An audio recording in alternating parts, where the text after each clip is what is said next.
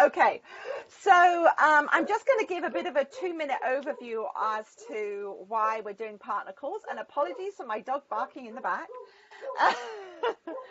um, so what we're trying to do within the global learning community is we're realizing that this is not, this is my dog, and that's my son who's now going to go and make her be quiet.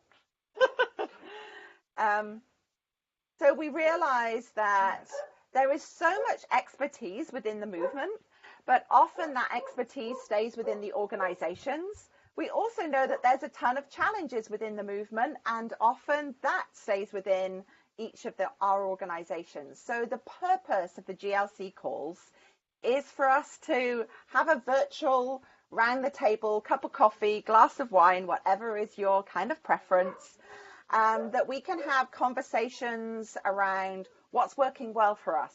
What are we finding are our challenges? How can we resource one another? You know, around the table already, we've got people who are focused in the hotel industry, and people who are focused on campaigns, and people who are focused on prevention, others who are focused on aftercare, some who are focused on freedom business. So already around the table right now, today, among the 12 people here, we have got a huge amount of resources. And I just think that that is what's going to make the difference within the movement. That is what's going to change and kind of push us into the next stage of being a social movement, is actually us working together in a very practical way, just having conversations around the table. It's not rocket science. It's not expensive. We just give up an hour here or there, and we share our experiences with one another. So that's basically why we're getting on the calls. Now, what is the difference between our Global Learning Community partner calls and the Freedom Collaborative webinars? So I just want to say, and Joe loves this, it's not an either or, it's a both and my team know that I use that expression a lot. And so there is a difference. The webinar is much more of a teaching environment, where they really take on key issues, and get people to facilitate much more of a teaching session. Now, that is not what this GLC partner call is about. The GLC partner call is about us all coming up with the topics that we think we need to discuss. And this is us literally having coffee around the table, but a virtual coffee around the table. So at the end of this call, I'm going to say, you know, what other topics are critical topics? So start even thinking about what other topics do we want to discuss? And what other support do we need? And what other resource people do we need to bring in? So this is a conversation. It's not a teaching session. It's not a training session.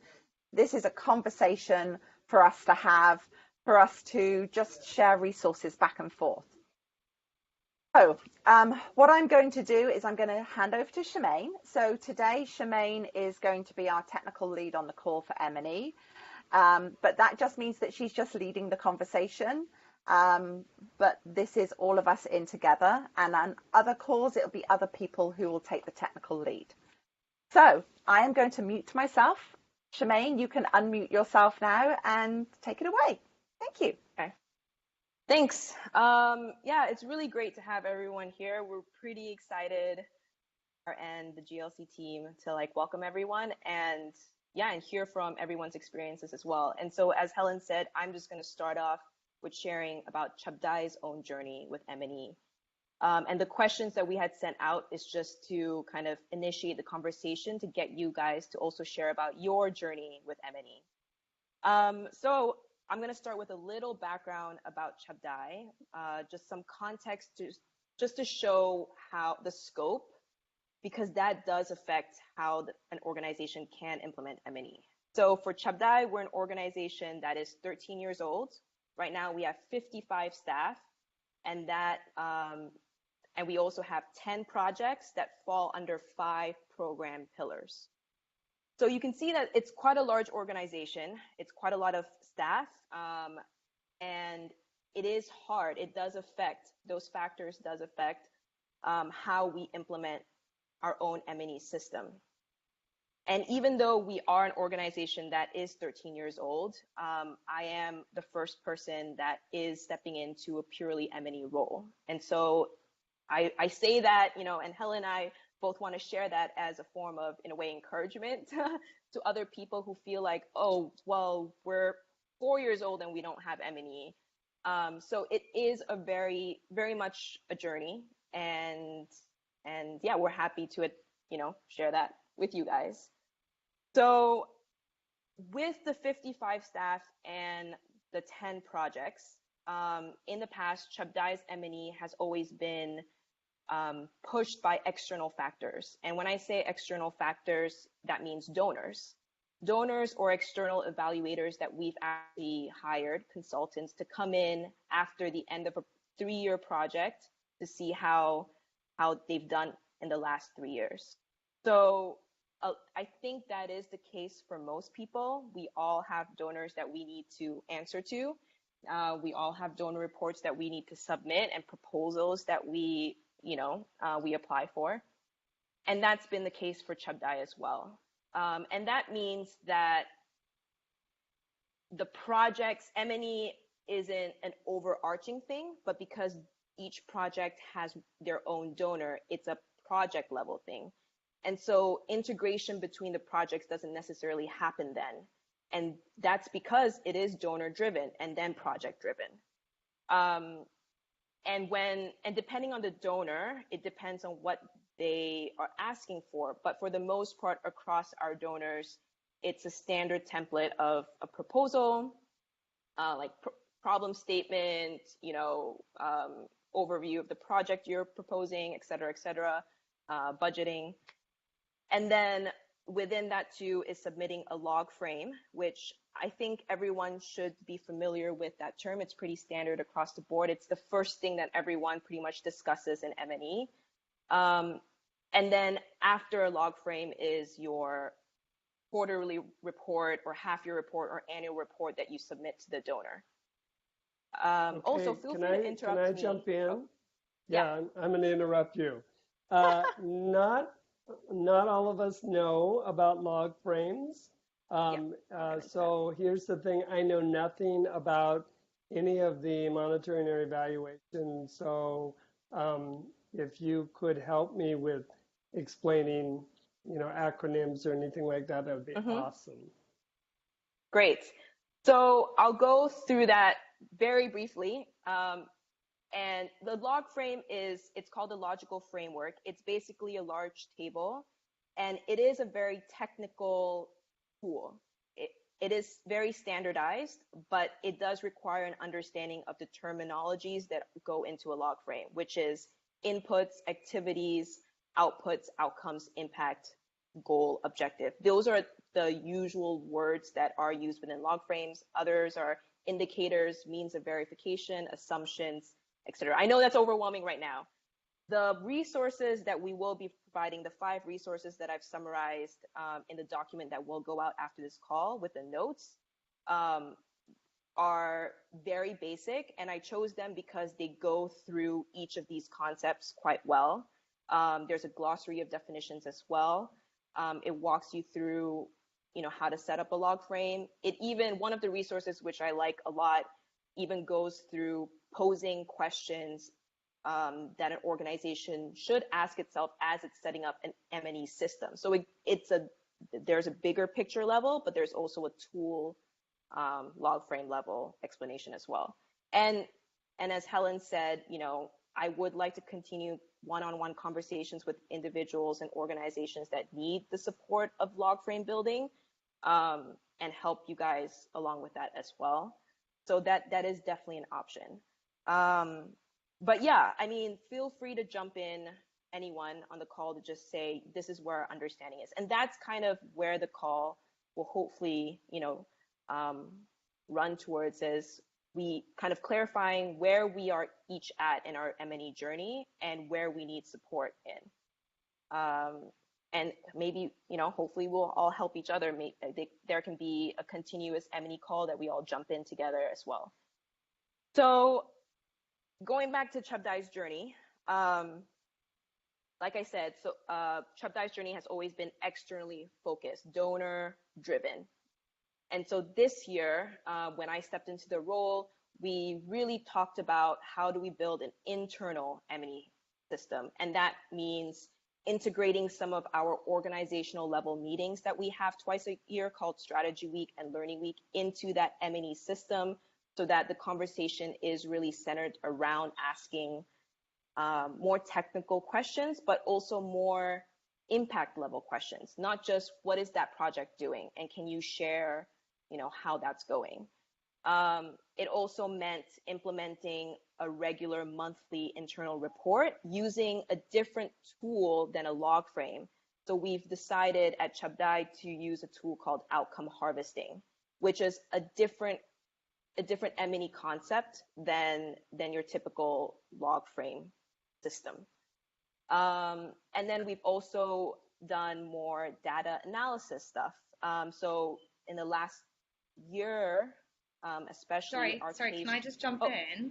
Yeah. I'm just curious because I know log frames, and if you could briefly in like 2 sentences say how the outcome harvesting is different.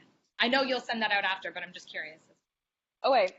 Yeah. So log frames are limited in that each box has like one sentence on your activity or your output. And you limit yourself with each activity. There's usually just one indicator, maybe 1 or 2 indicators. But with outcome harvesting, you don't depend on a log frame model, but you focus on the outcomes. And that has come about from a larger conversation in the M&E world of we want to move away from being activity and input and output focused and shift towards really talking about the outcome and the impact level. And that I think, is something that a lot of organizations should think about, but it's very difficult because it is hard to monitor your outcomes, your impact, because you don't know, is what you're doing really, successful. And it's easier to show, well, we did this training in January and this training cost $1,000 and it fits into our original proposal plan. So that is the reason why I personally really love outcome harvesting. The tool really focuses on asking about the outcomes that the projects are seeing in their communities. And outcomes, for a definition, is changes in behavior, policy, attitudes, and relationships. So the key word in that definition is changes, right? Like an activity is something you do, but a change is something you see. It's something the team observes, and it's something that happens outside of the team. It happens in your partners, your stakeholders, your community members, your beneficiaries. So rather than being focused internally on activities of what the team does, it forces you and poses the question for you to look at what's happening in the communities that you are working with. So I like the prompts that come out of outcome harvesting, and the larger tool is called outcome mapping. And I'm happy to go into a little bit more of that in the future. Unfortunately, we don't have quite enough time if we want everyone to kind of contribute to the call. But that's one tool that we are using right now internally. Can you repeat those 4 changes in behavior, attitudes, relationships, and policy? So behavior, attitudes, and relationships are really the ones that you're seeing in your beneficiaries or partners or stakeholders. Policy, it's government level, national level, local level, but so you could be tracking, yes, behavior change. Maybe someone started to, maybe you have a prevention project that is trying to raise awareness on trafficking, but then suddenly you see that someone in the community that you have provided that training for has started to share about trafficking themselves. It's self-initiated. And so that is a behavior change that you are seeing in a community member. Changes in relationship can be, we built a new partnership with an embassy in China for our forced marriage cases, which has been happening at Chap Dai. And changes in attitudes can really be observations of like a client, a survivor, taking care of themselves better or taking care of their families better and prioritizing family care, family stability, because their attitude towards the family has changed. Those are just, very basic examples, but yeah, any questions before I move forward? No, great. That was awesome. Okay, great. Christine, Charmaine, this is Christine. I'd be interested in knowing how the community itself participates with their observations in outcome harvesting, how their own observations contribute to the process. Yeah, that's a really good question. The other thing that I do like about outcome harvesting is that it is very dependent on the community. You have to have a really close relationship with the people you are working with, whether that's police or the people you are, your beneficiaries in like aftercare projects. And the behavior change that the communities that you are seeing in the communities, but that the community is experiencing, can only be identified when there is a strong relationship between the project and the people, and through that relationship you're able to have that communication, because you're not going to be able to gather these outcomes without having that relationship with your community members, and you won't be able to do so when your community members are unable to either voice them out or identify themselves. Sometimes you have to walk alongside the people you're working with in order to either help them identify or give a label to it, and so I would really stress, not just with outcome harvesting, but with M&E in general, it is really relationship dependent and very much based on follow-up. So that goes back to my what I was saying before about projects being activity and output driven versus outcome and impact driven. I think that a lot of the times we spend a ton of our resources on activities and implementation, but not as much on follow-up.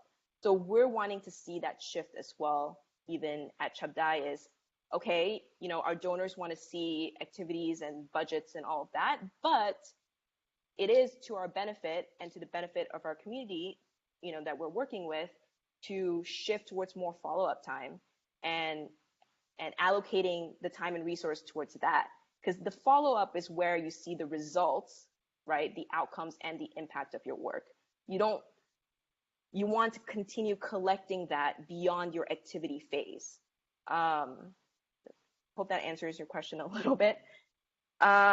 So going back to Chap Dai's journey, Helen, please let me know if I'm running out of time. So Chap Dai's journey, we have now, oh yeah, you didn't unmute yourself, but I think that meant keep going. So Chap Dai's journey this last really year, 6 months, well no, now we're in August, 8 months, has really been building up that internal side of things. Because we can't ignore the donor side, and that's a self-running machine anyway. So now my job has been just to focus on the internal. And for me, what I would like to see in the near future is the integration between the internal and the external. Are the things that we are collecting internally through outcomes, through data, through meetings, regular organizational meetings, are they positively influencing the way we report to donors, the way we describe our outcomes?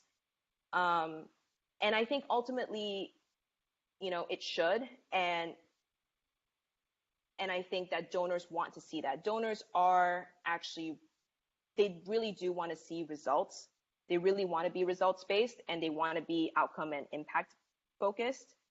But oftentimes they also need to be reminded, of looking beyond the activities as well. And it depends on your relationship with the donors and the donors themselves. But I think making that shift as an organization is ultimately for the best. So, I think I'm going to end Charmaine, there. can I jump? Oh, go ahead. Oh, good, because I wanted to kind of ask about that. I think as you're talking about all of this, I'm thinking about the size of the organizations, in particular my organization size, and given our budget, our lack of resources, everything that you're talking about, I was just talking with Helen about, I don't know, maybe 3 or 4 months ago, about my goal and my goal when I first came into this to do this different, to be able to follow up with our graduates 5, 10, and 15 years and really see what's different. And as you were speaking, what occurred to me is that I really need to be tracking too, where did my clients come from? So where did my students originally from? How many other NGOs have they been involved in? Which NGOs and what their outcomes have been? So because I think all of those will play a part in what my outcomes are going to, depending on how much education or support or history that they have, how does that impact what they do with me? So all that to say, part of me thinks, okay, financially and resources wise, I don't have all those, but it is kind of interesting now learning about log frames and thinking, okay, so part of what I need to do is set up how I'm going to, in my mind, I'm already thinking database and what am I capturing and where am I getting that? And then how am I going to go out and harvest that information after they leave? I have 3 graduates here, but I have graduates that are outside of here, and where are they at and what's going on with them? So I'd be curious to see what everybody else is doing to do some of this outcomes harvesting. And is there, do we have resources where we can pay people to do that rather than create our own department that does M&E, that kind of stuff? Yeah. I was gonna, that's really great because that reminded me to mention something. I think that the 2 main obstacles for implementing M&E is technical knowledge and resources as the first one, whether you have that internally or can have access to that externally. And then the second one is organizational culture. And I say organizational culture because if this is not a push from leadership or a decision made as an entire organization, then you won't allocate the resources and the time. You won't see the importance of it, and it doesn't trickle down to the project staff level, which you need to depend on in order to collect that information, especially in a country like Cambodia, where an M&E staff like myself doesn't speak the language and can't go out there to collect field notes of any kind. So that, a challenge, obstacle, organizational culture. And then the second one is, why we're on this call too, is the technical knowledge and resources. It's super hard to find M&E, staff members. It's relatively new in a way, and grassroots organizations don't have, the time or the money to allocate specifically for that. And even if you do, the skills involved in that is hard to find. You do need someone who will be able to think within that logical framework kind of way, who will be, critical and detail oriented, but then has the ability to kind of feed back to the general organizational picture. So it is really hard. And then you're dealing with highly technical terminology, right? So.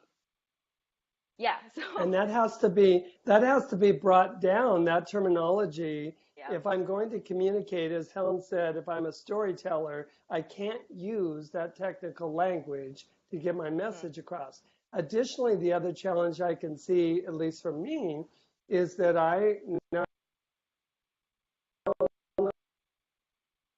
would imagine it's a process when I gather that information from my domestic programs in the United States. So I'm asking, so their reintegration and follow-up is going to be different. So it's almost like I have to have 2 different programs. I can have some of the key criteria, but my questions are going to have to be different for the U.S. than it is for Cambodia. Yeah. Yeah. The outcomes will be measured differently. My outcomes will be measured differently in the U.S. than they are here, because my program's actually quite different. And I think that is another challenge too, of like being able to train your field staff to identify how to collect the information that, you know, HQ would want, or the M&E person would want. There can be and is a disconnect there. So yeah, I mean, this actually is great because it leads to our, you know, kind of our first question of, does your organization have an M&E system? If so, what is it? And if not, you know, why not? And that's probably the challenges. So please, you know, I'm opening it up now. Feel free to jump in, whoever. This is Christine again. Oh, sorry, go. Christine, go. No. Oh, okay. The cultural nuances are very interesting to understand in terms of how people communicate and what they celebrate. And are they minimizing what has happened, or are they overemphasizing what has happened? And so I think we also need to understand just not a position of language, but a position of how culture affects how we communicate or celebrate the story.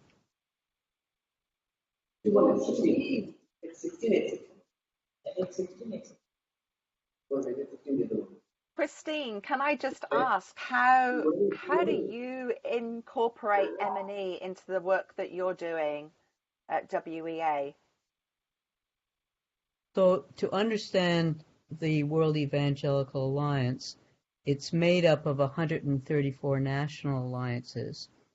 And on our task force are those who represent different regions of the world. And their objective is to move local faith communities.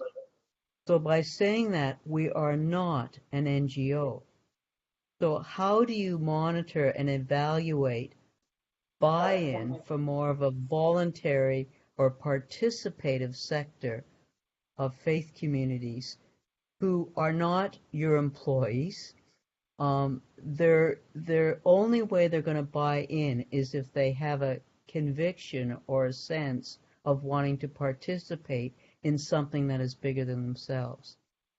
So we begin to monitor through our representatives of regions through our basic 5 objectives. And we allow them to contextualize those objectives. And we celebrate the fact that faith communities, churches, are actually wanting to become aware of human trafficking in their community.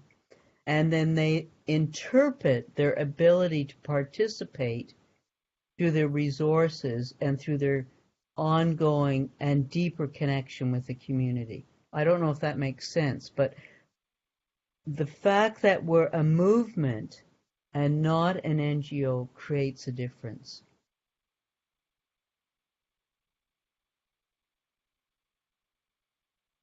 Yeah, I think that that is the whole interpretation piece can be a challenge because, you know, how 134 national alliances interpret their context is very hard because it's going to change in probably every single one of those.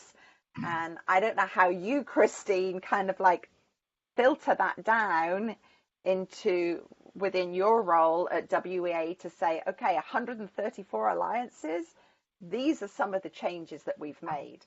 This is some of our success, or some of the changes. How do you filter that down into seeing where change has happened? How do you filter down all of that information? So I work with the regional representatives. So I had a meeting last night with someone who is working within the Latino community. And you can appreciate that the buy-in from faith communities is sometimes limited for a host of reasons that you can allow yourself to interpret.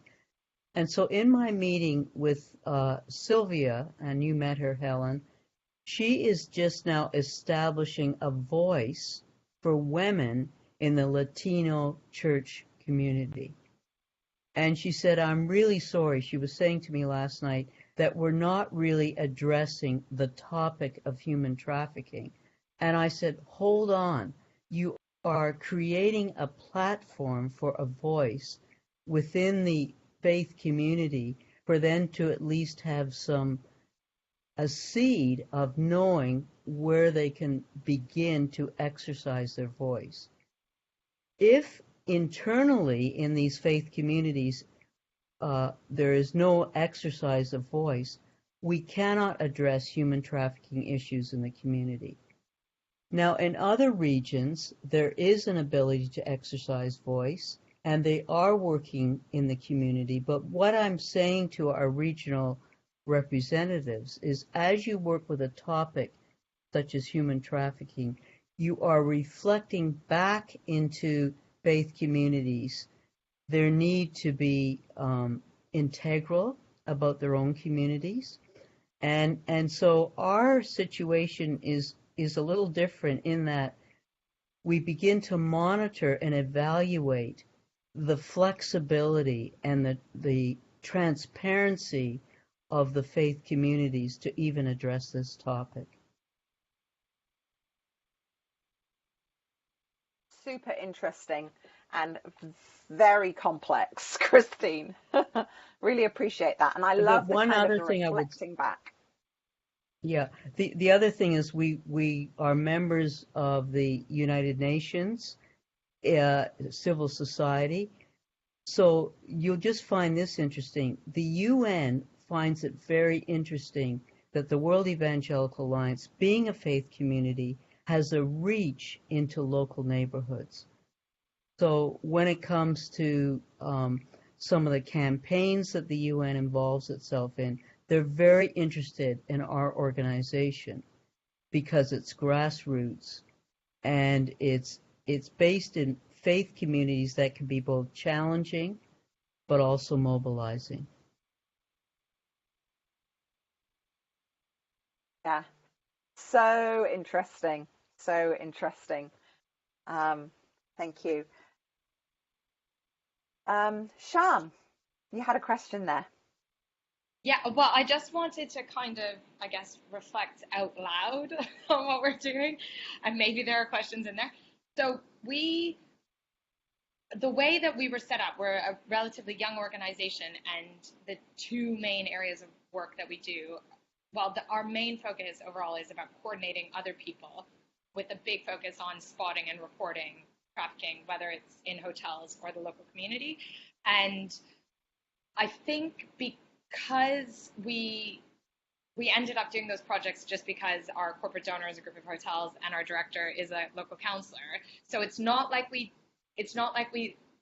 looked at evidence and thought where our efforts could be best placed. And I think that organic growth made sense because we didn't really know what our value add was at the beginning. And so it was all a scoping sort of exercise.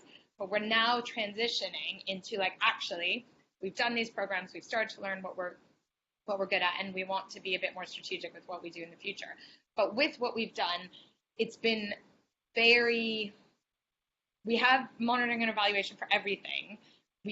We're not hamstrung by the same sort of donor reports as a lot of other NGOs, which is great in a way, but it also, I think that's where M&E could fall through the cracks because we don't have to report in the same way.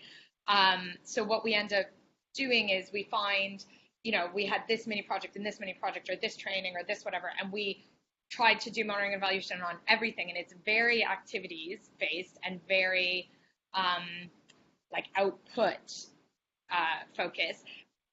And I'm always questioning this sort of stuff because, and this is why I find the outcome harvesting really refreshing, because I hate that we end up focusing on we've done this many training and these people showed a 2-point raise in the Likert scale before and after, and therefore it means it's a success, right? So I don't know.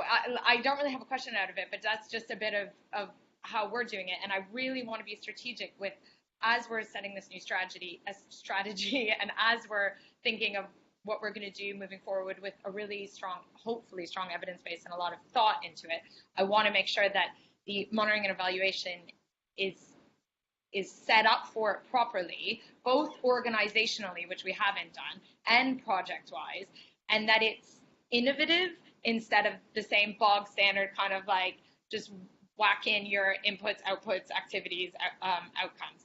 So I think this is really refreshing, and I'm really pleased to hear what you guys are doing. And I've told you this, Helen, before, that longitudinal stuff is so important, because I think a lot of the impact that all of us are having isn't going to be hugely reflected until many years later, because there's so many different factors in that journey, exactly as you pointed out, Matthew, which is like, what happens to that person before, what happens to that person after. And so ultimately in 10 years, we'd like to see this, but a lot of those donor reports don't look that far ahead. And so it's just really refreshing. I'm really pleased. Yeah, and no, that's really great to hear. And I think I just want to jump in really quickly and say that outcome mapping and outcome harvesting is a huge tool. We're just like tiptoeing in the pool with it, really.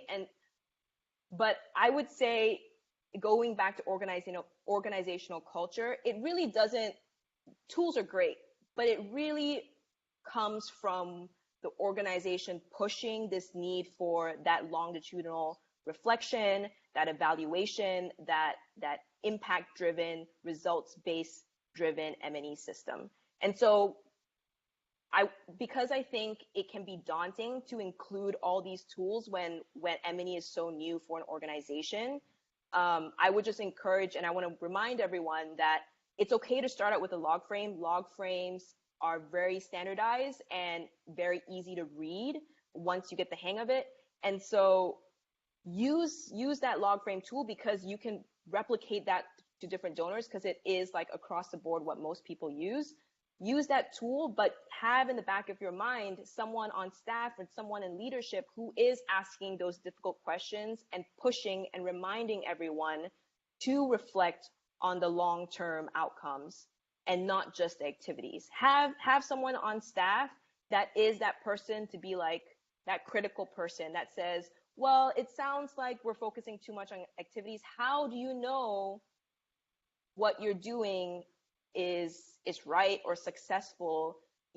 How do you know you're going down the right path? And I think when you ask that very simple question and hear a response, it's a good gauge of where your organization or your projects are at. I think it is very hard to get to that place of reminding the staff and reminding the organization.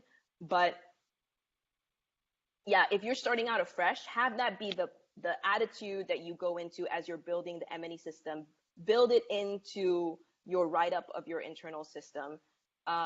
One of the challenges for Chabdai is that we've had a system for so long, the external one, and one that has been very good with monitoring, but only monitoring activities, that it is harder to catch up with the outcomes and the impact in a way. And that's because we're dependent on the staff, and the staff's capacity are at different levels.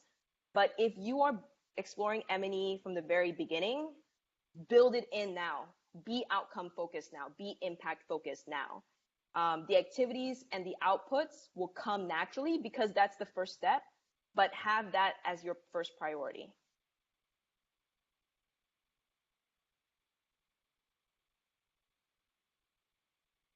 Okay, so there's a question. Go ahead.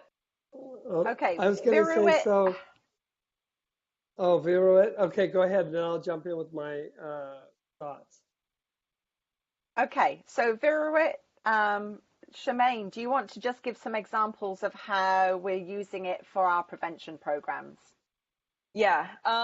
So with prevention, it's really quite difficult. I think in a way it's one of the hardest projects to do M&E on, because your activity is very, in a way, basic, raising awareness, right? Getting a bunch of people and then like talking about human trafficking. But it's so much harder, like, to jump from that basic activity to your output. It's so much harder to identify your outputs, because after that training, you don't know what's happening beyond that. Whereas with like an aftercare program in comparison is like you're following the clients on counseling sessions and follow-ups and all of that. So with prevention, I think the go-to management system in place has been to measure the increase in knowledge. So pre and post test surveys, right? And I think that's a great start. I think that's where most prevention programs are, but I would hope to see, you know, in the future, more prevention programs start to explore behavior change cycles, behavior change trajectories. And there's an IOM tool that does cover that. I can send the link later. It goes through the first step being knowledge increase, the second being behavior change, the third being them being an advocate themselves. And so the idea is that it's building a sustainable model beyond that first increase of knowledge. And so, I mean, with your question, with M&E, I think if you build into your system that your goal is just an increase of knowledge, then you're limiting yourself and you're limiting the community, and you're also limiting your follow-up and your evaluation down the line. But if you build into your M&E system, whether that's your indicators that you want to measure change in behavior, outcomes, right? Like change in behavior, attitudes, relationships, policies, then you're striving to search for those outcomes in the communities after you've implemented your training, your raising awareness program, whatever it is. And so I think projects are sometimes cautious about setting such a high goal. So there is a line with that, because you don't want to overextend yourself and say, you know, we want this entire community to not have trafficking at all. But I think don't limit yourself to just increase of knowledge, because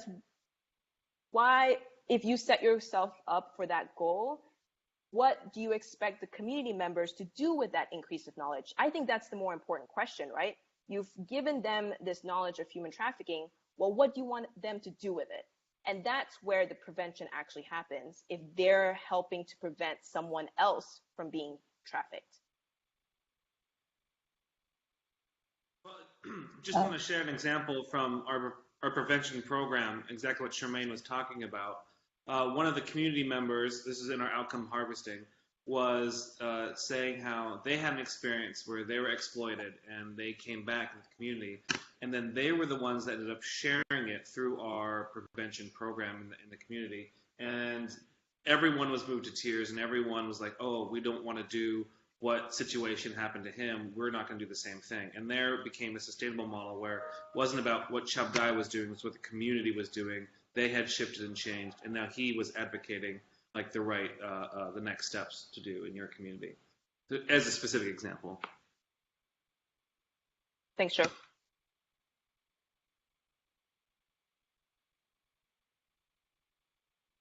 Hey, Charmaine. Oh, yes, Sudha. 2 minutes? Yeah.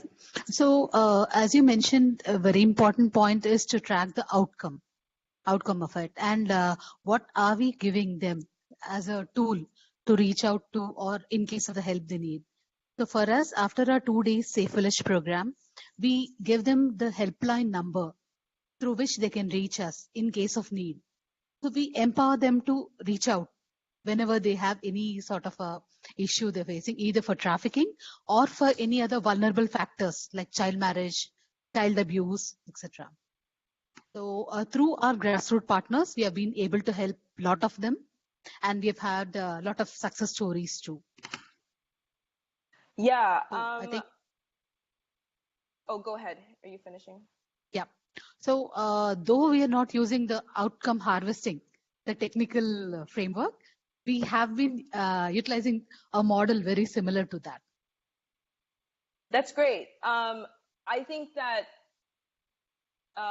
if for something like that with helpline or help cards that you're handing out, my question back would be, are you tracking, is your indicator that you're tracking for that activity the number of communities you are out with and the number of help cards that you are handing out? Or is it the more difficult indicator of how many calls are you getting to that helpline? because I think that's everything, where all of these together. Okay, yeah, all of then these that's together. great. Yeah. That's great then. Yeah. How many Because I calls think a lot of the and times. how many? Yeah.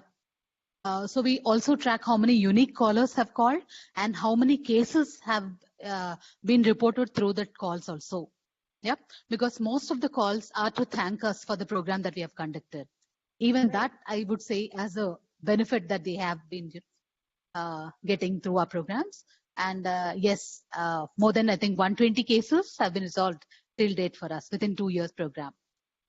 That's great. No, that's really difficult to track, and so it's great that Yes. your organizations are doing that. And I think someone pointed out initially, it's not like we are not donor-driven reporting or monitoring evaluation. So luckily for us, it was project-driven itself. The M&E, entire M&E system was framed based on the project report. And through that, because there are multiple donors, we send customized reports that they require. Yeah. Okay. But the evaluation is all completely project-based. Yeah, it's not donor-based reporting, M&E evaluation framework. Yeah. So That's that great, helped Sudha. us initially too. Yeah. And another thing that benefited us was, yeah, we knew where we had to target to. So it is not like we started off the program, then we evaluated where to go to. Because we have a vulnerability map. It is the vulnerability of the villages in India based on few risk factors. And we are reaching out to the highest vulnerable villages first with our awareness program. So ours is completely data-driven approach. That's great. It's great to hear the different aspects. So Kelsey's question, we're going to take this as the kind of the last one before we begin to wrap up the call. So what are the best practices for ensuring that the results of outcome harvesting are legitimate? Seems like there's a lot of gray area there. Okay, Shemaine, take it away. Yeah, and that's one of the reasons why I, as much as I encourage outcome harvesting, unless you don't have the structure or the resources in place to support that, it can be immediately like daunting, because it does require a lot of verification, because your team makes the initial observation of, okay, I see this change in behavior, I see this change of relationship in a stakeholder or a beneficiary. But then the next step is verifying it, because then it's very basic research, right? Like you see something and you want evidence. So you do spend a lot of time following up, and which is what we've said before, in order to collect those evidence. So, the chart that, we have used at Chabdai on a monthly basis is you identify your outcome. So you just have a description of what it is, the changes that you are seeing, the observations that your teams are making. And then there is a second box that asks for, what is your organization's contribution? What is it that you are doing that you think or that is contributing to that change you are seeing? There is going to be a lot of gray area because, for example, like Matthew says, he works with, other organizations and they share the same client. Well, you don't know if it's your work specifically that is, creating that change in the client that you're seeing, or the other organization in which you share the client with. But still document the outcome, still document the change, because that's still an observation, that is still an impact, that is still a result. Oh, go ahead.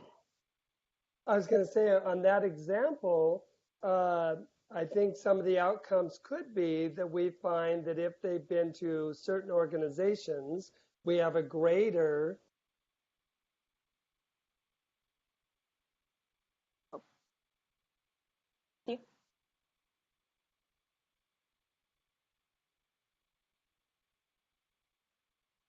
We just lost Matthew there. Yeah, I think we just lost him. It's okay. So my other follow-up question to that is, like, how do you, like, are there ethical guidelines? So an example that I'm thinking of is the Chief Justice of Uganda told our partners that because of the work of a group of partners that we're working with, he wants to make anti-trafficking part of his legacy. So that's a really huge win, but how do we ethically tell that story in the outcomes harvesting? Because that relationship was because of a relationship with a partner, but then we made anti-trafficking part of the partnership. So it gets complicated. How do you ethically tell that story? I don't know if you mean, like, is it ethically in the sense of taking credit? I'm guessing that's what you mean. I would say you don't have to use language that you're taking credit, but you're documenting the observation.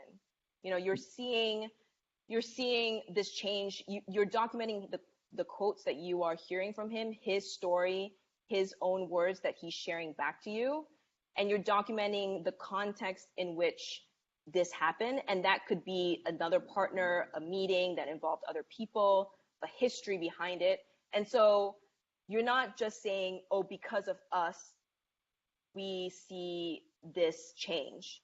You should also, with outcome harvesting, you should be documenting the context and the background as well. I think it's as if you're writing a story. I think that's the easiest way to kind of visualize it. It's the who, what, when, where, why, how of that example.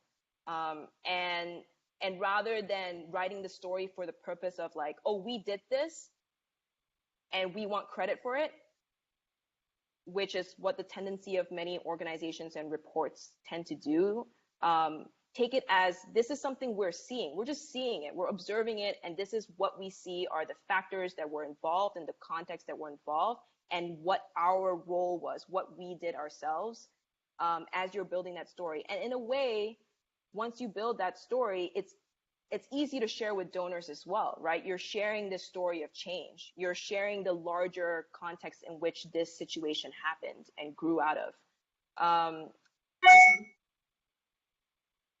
Yeah, sorry, did you say something?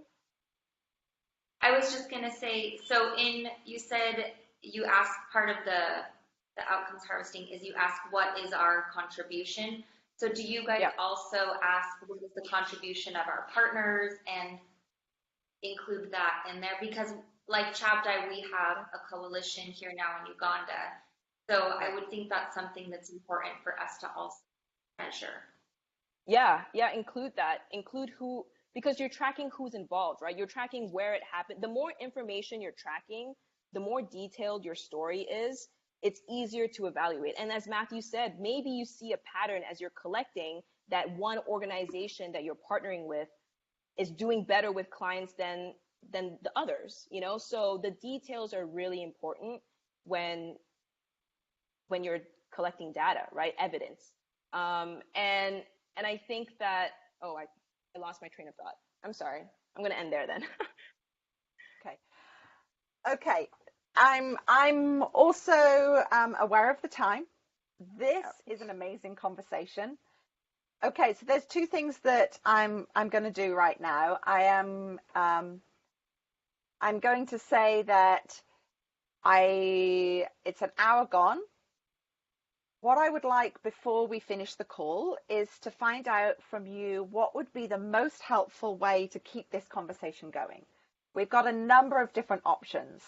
Shemaine is going to send a lot of different links to the resources, some of the just very basic forms that we're using on a monthly basis with our teams, so that it's not complex, so that we are stepping in bit by bit, because otherwise we're going to drown our staff in the responsibility and the information. And so we are stepping in little by little and not saying to them, okay, you have to give us 5 pages of information at the end of every month. We're literally asking them for like 3 paragraphs of information at the end of every month. And so in looking at how we move this conversation forward, we can have another call just about outcome harvesting. So we can go kind of deeper into this. We want to hear from you. What other topics? Like, is this seemed to be the burning topic, which is why we started with this. And I like it because it's kind of always the least sexy topic, right? But I love that this is what partners are talking about right now. We're saying, how do we know that we're making a change? If we educate 1,000 people, how do we know that's making a difference? So I feel that even as the movement, the anti-trafficking movement, we're beginning to go deeper. So we're not like just looking at the mile wide and an inch deep. We're actually saying, okay, let's focus in, and let's go deeper and longer. So it's the longitudinal piece and it's the deeper piece. And that, honestly, I think shows that the movement itself, or the partners that we're engaging with, are really wanting to take this whole social movement into its next stage of life, and to go deeper. And also, as you're considering a different topic, you know, Chabdai does not have all the information. We do not have all the answers and all the resources, but you may say, hey, we want this topic, and I know this great person who could do it, or there's somebody in my organization that has expertise in this. Fabulous. We are happy to host it and bring in anybody with that technical expertise to take on another topic. So again, acknowledging that there's a lot of knowledge in the room. We want to grow this movement and we want to do it together. So what I would say is, what kind of topics have you got? Start typing them in the chat. What type of topics, if it's topics that we don't have the expertise in, you know an expert. If you don't know an expert, we'll find one. What are your kind of feedback? So Kelsey's already said, looking at kind of practical steps for outcomes harvesting. Shemaine has also offered to get on one-on-one calls, and she has really taken our outcome harvesting to the next stage with our team. And it isn't easy. It has been a challenge. And I've had to break habits as well. Like, my habits are like activity. So she's had to like keep trying to change my habits as well into like, okay, so then after that, the stories, going deeper. So it's not been easy, but actually, as I've started to see how I've tried to change my mindset and how our staff are now telling the stories, I am blown away by the impact. Honestly, it's like, it's amazing. It's not about, 200 people going to the workshops. It's about one story of one person who wasn't trafficked because of it, or one story of one person sharing this and is now an advocate. And so I'm going from, the hundreds to just the one. And it just requires a whole, like, almost like a reprogramming of how I've done programs and how I focused on projects. So, yeah. Yeah, and Matthew and Kelsey are both saying. Go. Sorry, and I just want to remind everyone that we just started tools like our internal system in like January, February. So we are also in this learning phase as well, and learning also how to break that up with gauging how the staff are taking it in, or like how much knowledge I'm even taking in as well. So I would love to like talk one-on-one with each of you guys if you're interested in learning more about log frames, especially. I think that's a really good place to start. Getting your log frame up to par, up to accuracy, hitting those standards is really a good first step with M&E. And I think another conversation that would be interesting to have one-on-one for people who are interested is, okay, let's really just plan your internal M&E system if it's not there, or with pieces that are already there. Before jumping in straight into the tools, let's also have that larger general conversation first. Because I think the tools can be, again, overwhelming if you don't have the structure in place to support it. So I would really encourage everyone to think from that level as well. Yeah, and I think that even so for somebody who was like ingrained in activities and outputs, right? I think that even just the conversation around the outcome harvesting has been an education in itself, even before we kind of started implementing it within our own team. Just the conversations that we're having. And so, I mean, I think one of the first things is that I would say, you're all in different positions in your organization, but most of you are in a leadership role, is start having that conversation within yourself. Because for me, I had to learn it and see the benefit in it before we started implementing it in the organization. Again, like Charmaine said about organization culture, I had to know that we needed it for me to champion it within our organization. So yeah, and so Lucy, I appreciate that that you're doing the M&E for the Freedom Story and that you're going to share some. So my suggestion at this point is that I will close off the call, and we will set up our next call, and we'll look at staying with this topic and going a little deeper in. Charmaine has already just put her email up there. Charmaine is happy to have one-on-one conversations, so that's fine. And she is going to share the resources, Kelsey. She's going to be doing some like basic handouts, an M&E glossary, just a guide to M&E. So she's going to go through some real basics. So thank you everybody for joining this call. Honestly, it's so encouraging just to hear this conversation, and just to let you know that like we are still on this journey. And but I feel that one thing that outcome harvesting does, which goes back to Christine's comment, is that I feel like it really honors the community and honors not just us as an organization. So kind of looking at what you're saying, Kelsey, I think what I like about this within an ethical framework, I think it honors everybody who's participated in the story. So what you're talking about is that, you know, within the Ugandan context is honor everybody that was in the story. It's not about Willow. It's not about Chabdai. It's actually looking at the change and honoring everybody within that. And so I think that's a good way to finish up the call. So thank you. Have a great rest of your day, and we will let you know when we are planning the next call. We will send out the recording for this call and the notes as well as the resources. So thank you so much. Have a great day. Thank you. Thank you, you too. Thanks, everybody. Thank you so much. Have a great day. Chabdai team, stay on the call. Don't leave.